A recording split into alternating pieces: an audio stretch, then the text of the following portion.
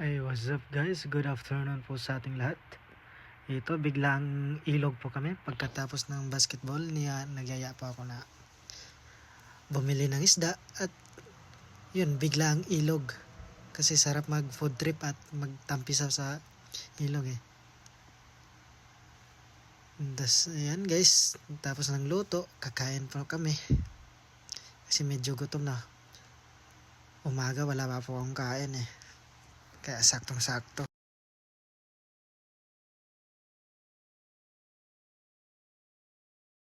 Tapos ayun po guys, relax na relax po dito, yung tanawin dito. Habang nagtampisaw ka dyan, talagang relax na relax at saka sarap sa pakiramdam.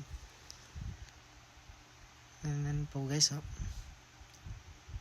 Siyempre, busog na ang sarap sa pakiramdam, diba? Goods na goods guys.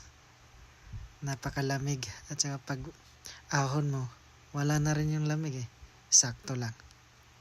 Kaya enjoy talaga sobra. Thank you sa panonood guys.